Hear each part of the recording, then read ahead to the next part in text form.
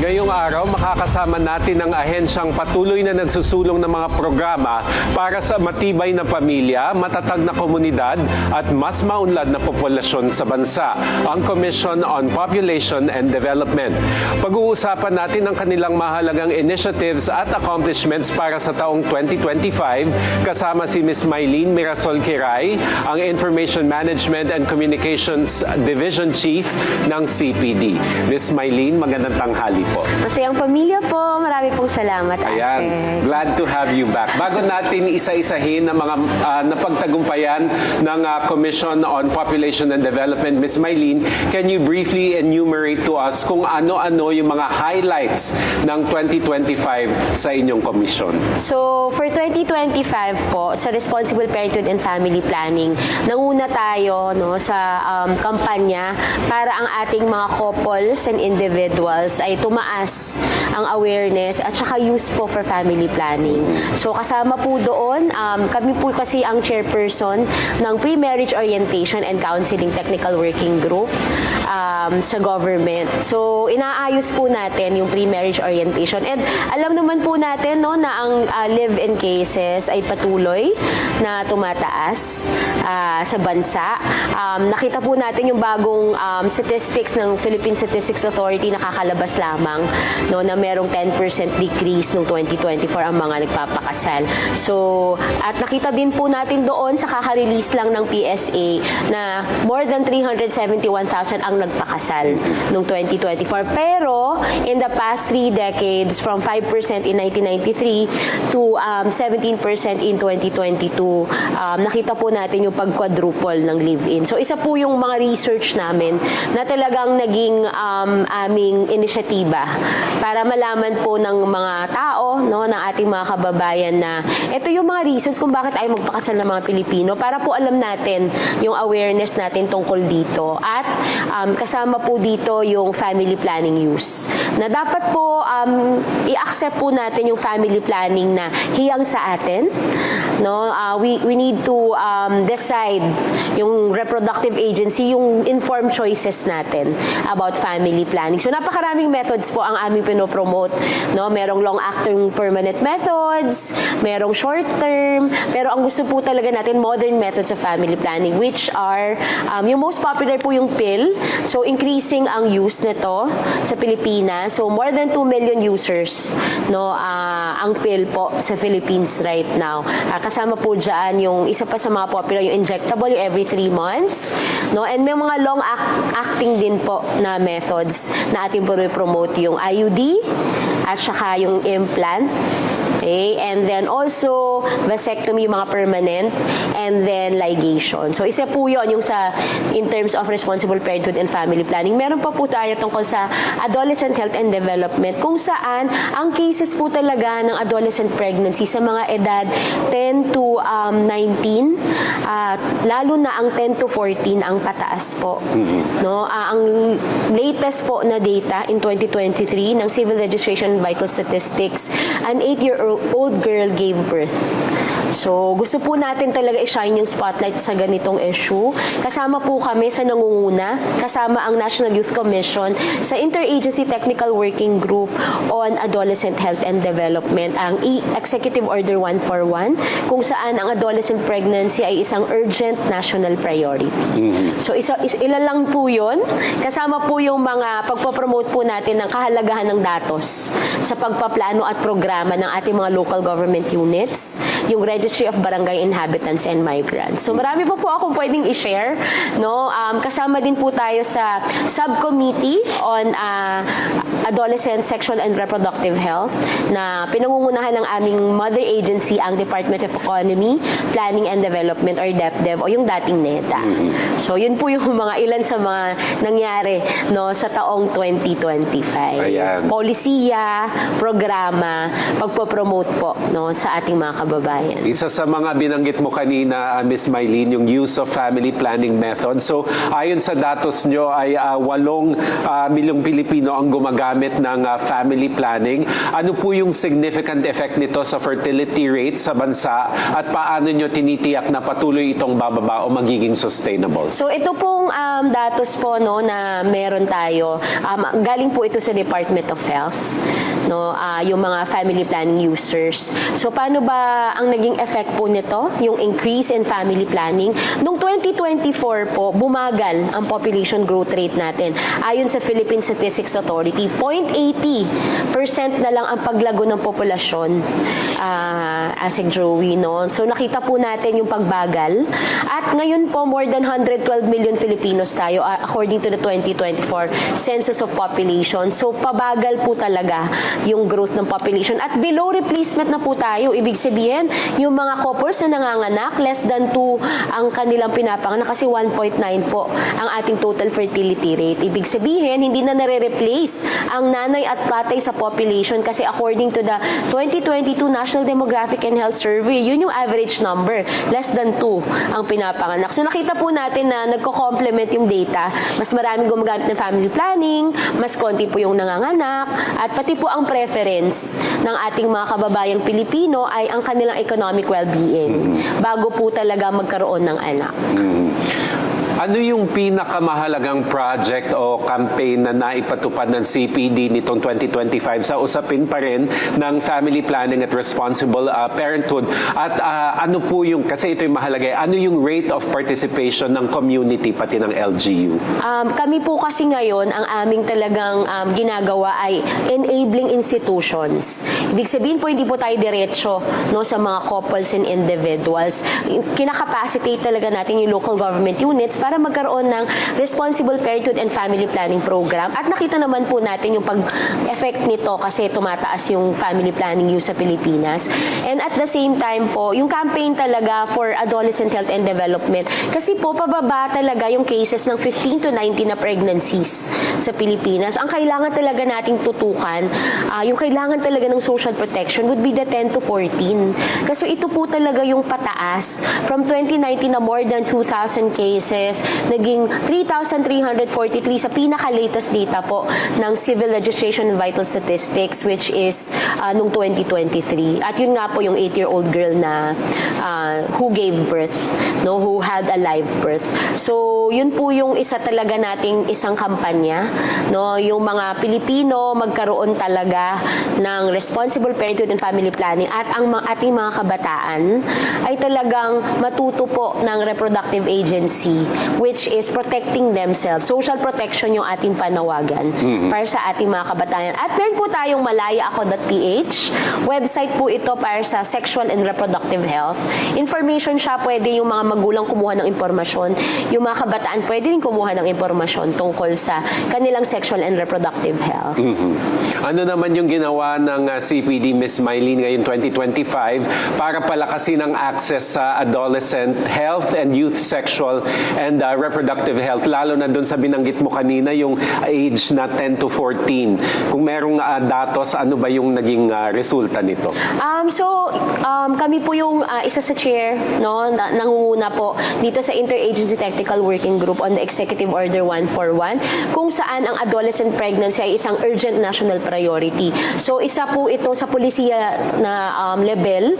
So ginagawa natin, talagang tinututukan natin yung cases, lalo na po may presidential directive, Sir Joey, na kailangan yung pinakamalaking proportion ng adolescent pregnancy, which is in Region 10, yun talaga yung tinututukan ng technical working group. So meron po tayong kampanya na 25 at 28, reduction by 25% ng adolescent pregnancy cases in Region 10 by 2028. Kasi po, isa po sila sa malaking proportion ng mga nagbubuntis ng mga kabataan. Yun po yung gustong tutukan din ng ating gobyerno ng ating mahal na presidente.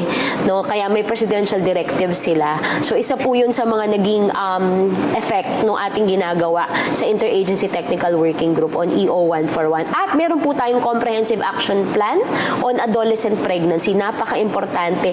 At tinitignan po natin ang adolescent pregnancy na comprehensive po. No? So may 5 siyang areas. Kailangan may reproductive health education led by the Department of Education. Dapat may services para sa ating mga adolescents led by Department of Health. Dapat po may protection against abuse. Kasi po, qualitative data may say na these 10 to 14 may be cases po of sexual abuse because the age of sexual consent is 16. No? So, led by Philippine Commission on Women. And talagang nire-recognize natin dapat pag nabuntis po may social protection. So, meron tayong social protection adolescent mothers and their children led by Protectin po yung Department of Social Welfare and Development and youth participation led by the National Youth Commission. Kasi pag po research is showing pag po may participation ang ating mga kabataan, ang tendency po ay lesser sexual engagement, early sexual engagement, lesser adolescent pregnancy, lesser sexually transmitted infection, and HIV/AIDS. Isa pa po yan sa mga tinututukan din ng ating Department of Health, no? Because of the 500% increase on the cases of HIV/AIDS in the country right now. And these are young people getting infected. So yun po. So meron tayong in the policy level talaga and a comprehensive action plan to do that. Paano naman pinasok ng CPD sa kanilang mga proyekto at programa yung gender equality initiatives, pati yung sustainable development? Across po all these programs, gender is a cross-cutting concern. We recognize that kailangan talaga yung rights and protection ng ating mga kababaihan at ang ating mga kalalakihan ay nire-recognize. So we respect all kinds po of gender equality, no, na kung ano po yung preference ng ating mga kababayan, we respect. We teach them to how to protect themselves. Yun talaga. And educate yourselves. Ang ating core message ay malaya akong maging. Kaya po malayaako.ph yung website. I choose to be educated. I choose to be protected.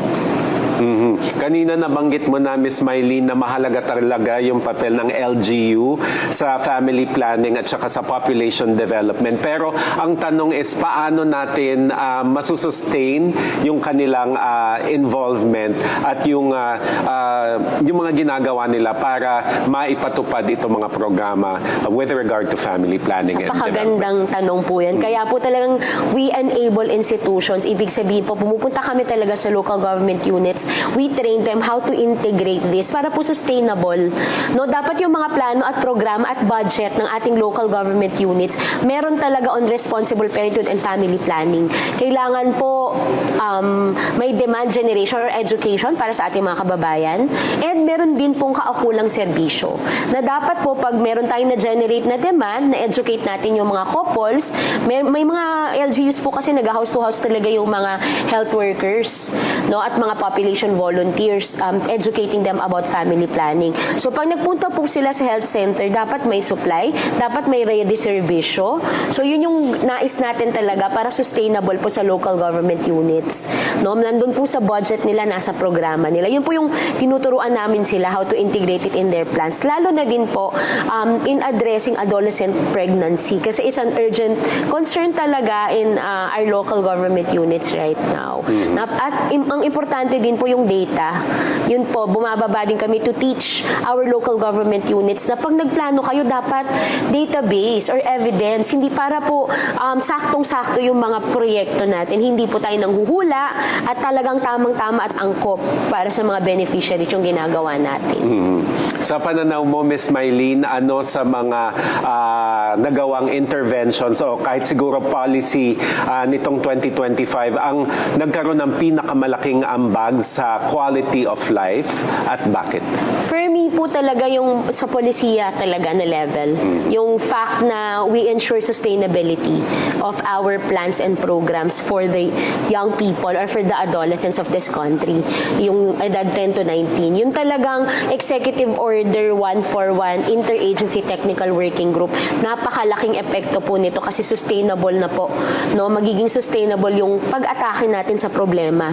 Hindi lamang siya one-shot deal, pero napag-aralan, may komprehensibong plano.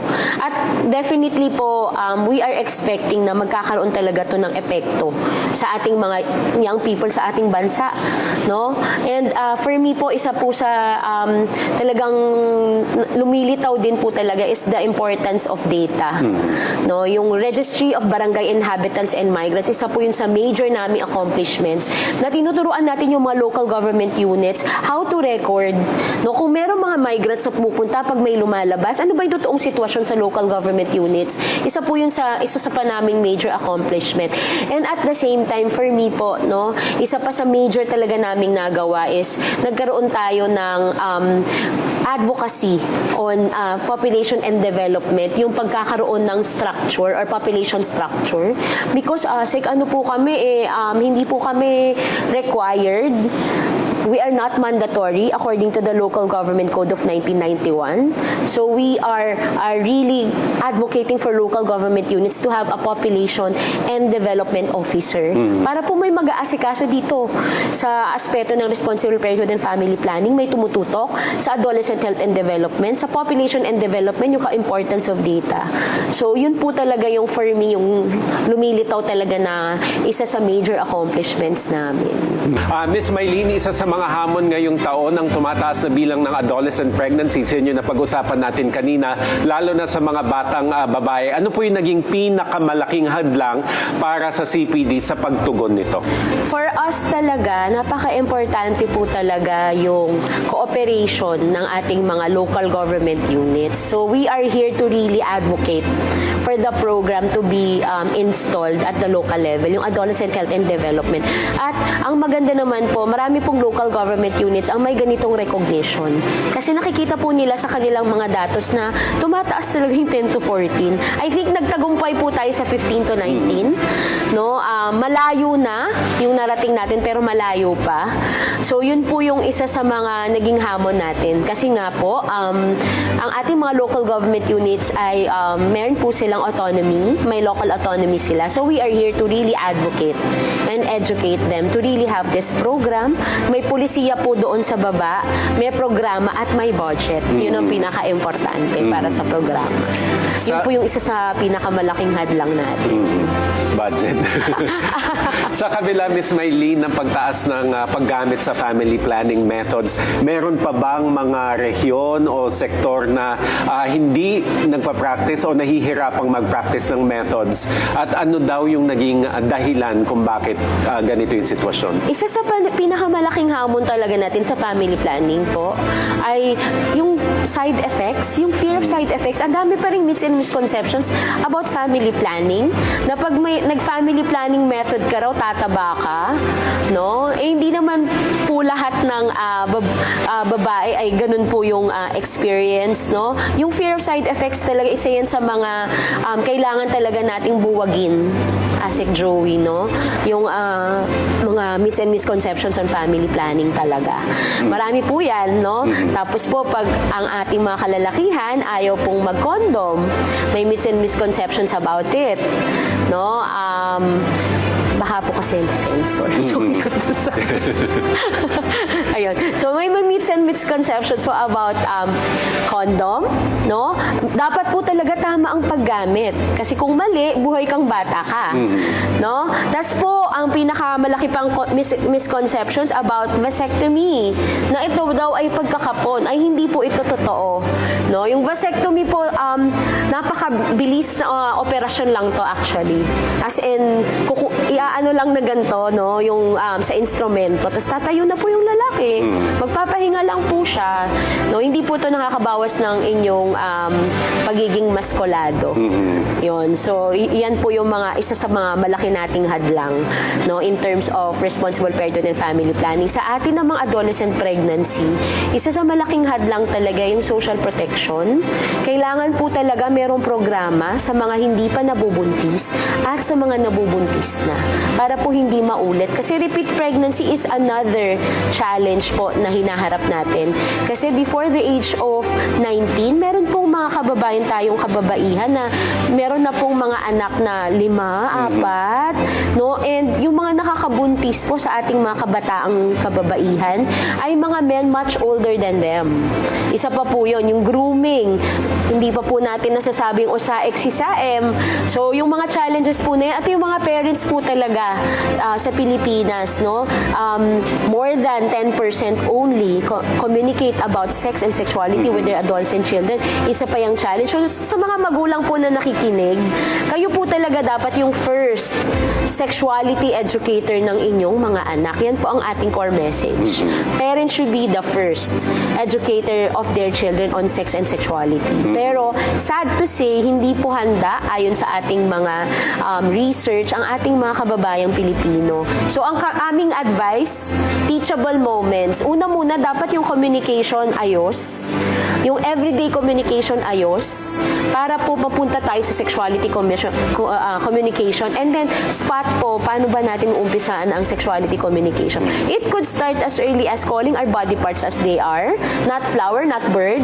It could start as protecting ourselves, teaching our young children, no, na to protect themselves, na no one should touch, no one should look, no one should play with our private parts. So, ayan po. Yan talaga yung ang dami natin kailangang Kesa naman, tutukan.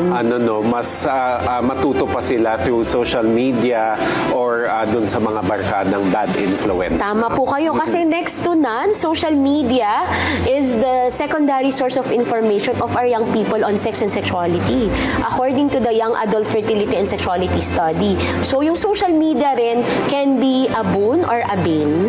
Dapat po tama. Kaya meron tayong malayaako.ph para po sa tamang impormasyon tungkol sa sex. Ang dami po kasing fake news about sex and sexuality sa ating mga kabataan. Kaya mga kabataan, mga magulang, malayaako.ph, may website po available. Meron pong Facebook, I choose Malaya Ako Mag.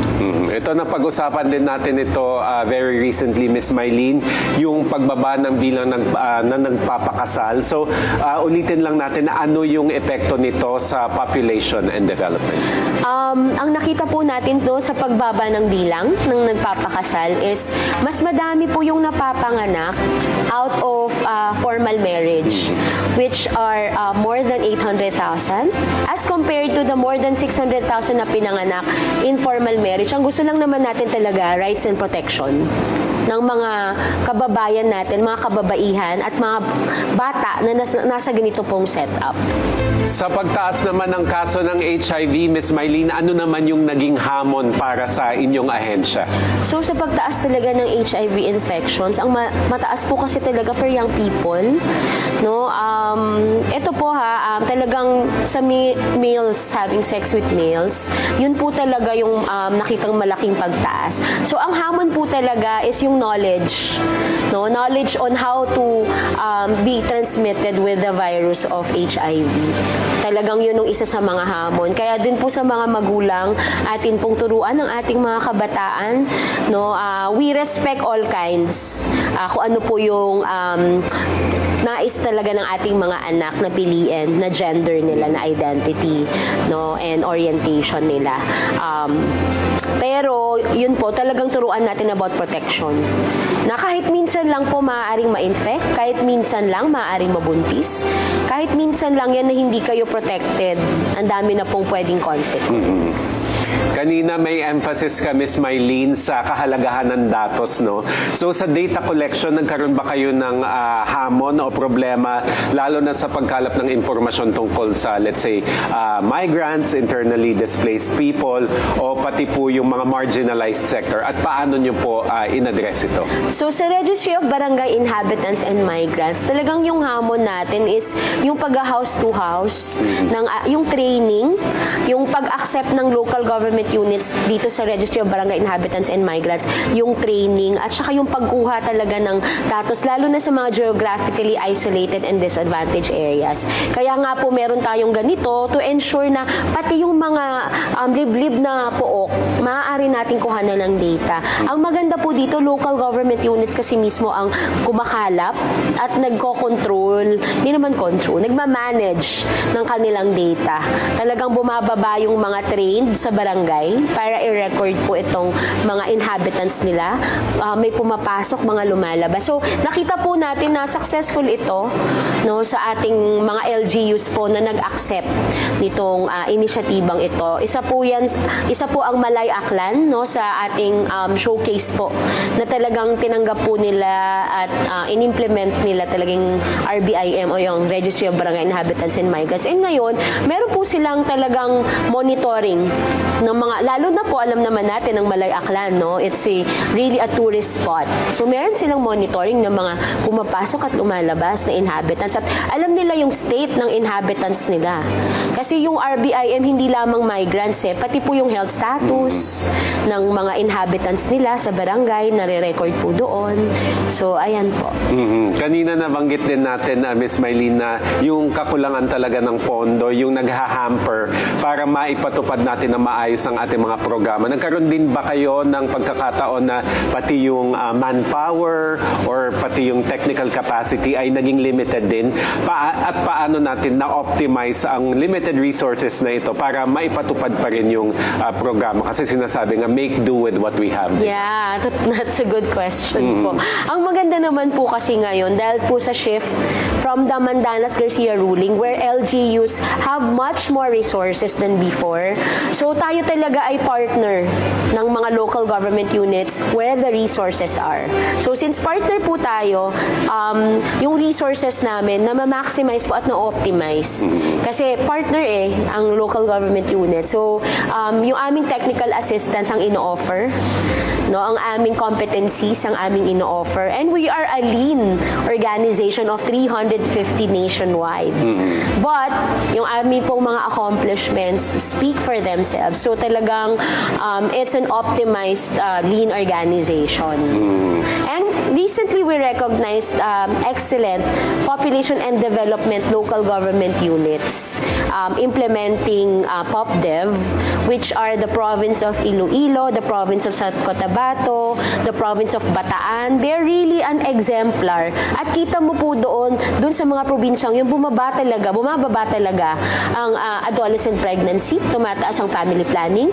We also recognize City of San Juan, bumaba din ang adolescent pregnancy, no, tumataas ang family planning. We also recognized the City of Puerto Princesa. Yun din talaga, bumababa ang adolescent pregnancy at tumataas ang family planning. The City of Cagayan de Oro, the City of Mabalacat, municipalities of Binangonan, the municipality of San Manuel Isabela, and San Agustin, Surigao del Sur. So ito po mga exemplars talaga, which says that if you have population and development programs, adolescent pregnancy can go down, it's possible. Family planning use can go up, it's possible. And data, evidence-based is possible because they recognize the importance of it. Para po sa tama, angkop, sapat na serbisyo talaga doon sa mga nakatira sa kanilang local government units. Sa kabila ng mga hamong ito, ano yung major takeaway o lesson na natutunan nyo na pwede nyong i-apply sa susunod na taon?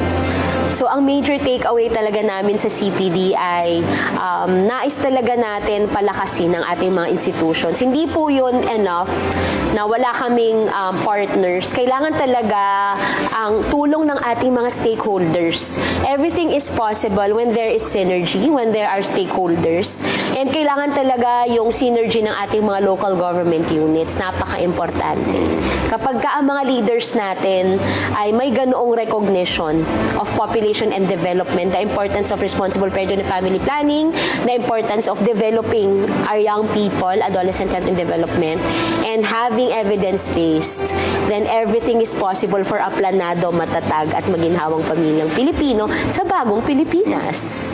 Ma'am, para sa 2026, ano yung magiging pangunahing focus o priority ng CPD para sa family planning at responsible parenthood, at may bagong inisyatiba ba o pagbabago sa approach para mas palawakin pa yung access dito? So for 2026, isa sa mga focus talaga natin sa responsible parenthood and family planning ay mas madaming couples talaga and individuals ang mag-practice ng family planning at hindi magkaroon ng unmet need for family planning.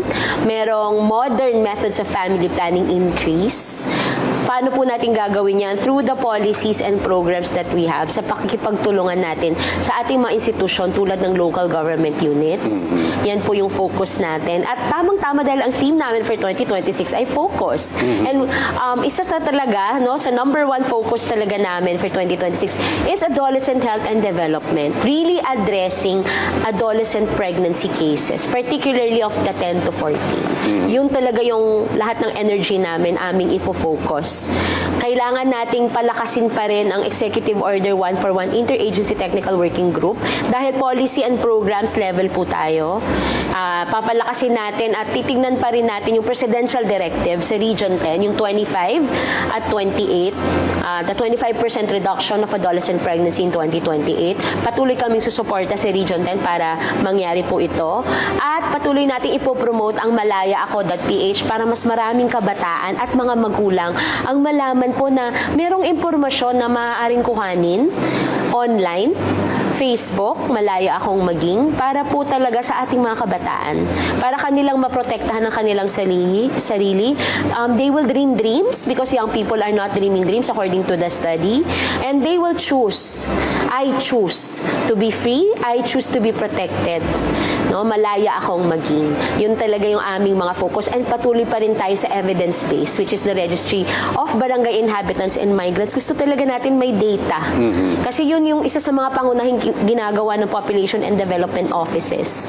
Na ito, may data tayo. So, ginagamit po ito ng mga ibang opisina sa LGU para sa pagpaplano, para sa budgeting, para sa pulisiya nila. Napakahalaga talaga, Ms. Mylene, ng role ng pagkalap at pagbibigay ng tamang impormasyon para bumaba talaga yung teenage pregnancies. No? So meron bang plano ang CPD na maglunsad ng malawakang sex education at reproductive health education campaign sa mga paaralan, sa mga community, pati na rin yung pagsuporta sa mga kabataan para magkaroon ng informed decisions tungkol sa kanilang katawan, pati obviously sa kanilang future? So sa pakikipagtulungan po ng Department of Education, which is really the primary agency handling reproductive health education as per the Comprehensive Action Plan on Adolescent Pregnancy, talagang patuloy ang CPD na makikipagtulungan po sa local government units para magkaroon ng reproductive health education at patuloy naming ipopromote ang ating plataforma na malayaaako.ph at I Choose Malaya Akong Maging at patuloy tayong mag-educate ng ating mga kabataan through the local government units on adolescent sexual and reproductive health. Kanina nabanggit nyo, Ms. Mylene, na napakahalaga ng gender equality and development. So sa 2026, ano po yung mga programa na kung saan i-incorporate nyo yung initiatives para po talaga makinabang at maprotektahan din lalo na yung ating mga kababaihan at kabataan? So meron po tayong programa sa CPD, yung GEDC or Gender Equality and mga disability, no, na inclusion. So i-recognize natin yung mga marginalized sectors, kailangan kasama. Meron din po kaming ilo-launch, no, in the near future yung gender responsive planning on population strategies. So ito po yung gender kasi cuts across. So sa pag-i-implement natin ang ating mga programa, we recognize that gender and development is very important. The equal representation, recognition of the rights of men and women. Paano naman mas mapapabuti ng CPD yung data collection for 2026? Yan, that's a good question. Kasi for CPD po talaga, patuloy naming ini-strengthen, ini-improve ang Registry of Barangay Inhabitants and Migrants. Yun talaga yung kampanya namin. At marami na po kaming tinitrain na local government units ngayon regarding this. Teaching our barangays how to capture data, gather data, how to record it, how to ensure na nakastore ito, and how to ensure na may access. Ang mga dapat may access, ensuring data privacy. Ayan, bukod sa mga nabanggit nyo na, Ms. Mylene, ano pa yung pwedeng asahan natin mula sa inyong ahensya ngayong 2026? So ang inyong CPD ay patuloy na magfo-focus on ensuring our adolescents do not engage in early sexual engagement, do not have early pregnancy. Yun talaga ang focus. And that couples and individuals through the local government units and institutions will have no unmet need for family planning, will have informed choices, will have the choice and the decision and the action when, where, how, anong tamang agwat, tamang bilang ng anak na meron ako, dapat ang aking pamilya para sa isang quality of life. Because more than the numbers, quality of life is what really matters for CPD. Ayan, napakagandang mensahe para sa ating mga pamilyang Pilipino ngayong 2026. Maraming salamat sa iyong oras, Ms. Mylene, at sa mga ibinahagi mo sa araw na ito. Ayan po, muli kasama natin si Ms. Mylene Mirasol Kiray, ang Information Management and Communications Division Chief ng Commission on Population and Development. Thank you very Masayang much, ma'am. pamilya, marami pong salamat.